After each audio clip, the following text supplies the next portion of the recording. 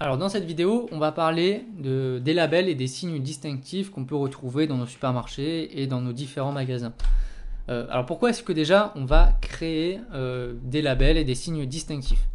La première chose, c'est déjà pour rassurer le consommateur.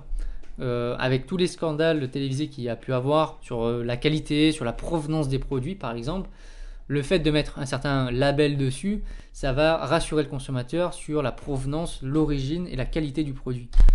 Bonne qualité, j'en ai déjà parlé. Bien sûr, quand vous avez un label rouge sur de la volaille, ça veut dire que c'est une volaille qui a été très bien élevée avec des conditions qui permettent d'avoir le label rouge.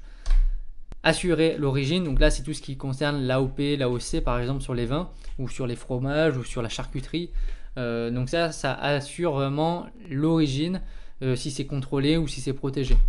Donc il y a plein de types de labels possibles avec plein justement de familles de labels. Donc déjà la garantie d'origine, AOP, AOC en France.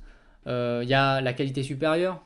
Il y a aussi la protection de l'environnement. Donc vous allez retrouver donc plein de labels et signes, donc les Nutri-Score, le label bio, le label rouge, AOC, AOP, le Fairtrade pour le commerce international, la viande bovine française pour assurer qu'elle a bien été produite et justement qu'elle a bien été élevée et produite en France.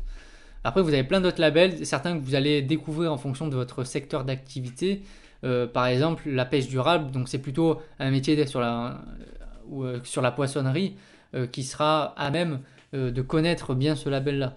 Donc en fonction bien sûr du secteur, si c'est de l'alimentaire ou non, et dans l'alimentaire, le secteur où vous allez, il y aura certains labels qui seront prédominants. Et on va parler aussi du Nutri-Score, donc qui devient presque obligatoire et qui est de plus en plus rajouté au fur et à mesure du temps, qui permet justement d'informer le consommateur sur la qualité nutritionnelle du produit. Bien sûr, le but c'est d'avoir un Nutri-Score A, je pense que vous en avez entendu parler énormément.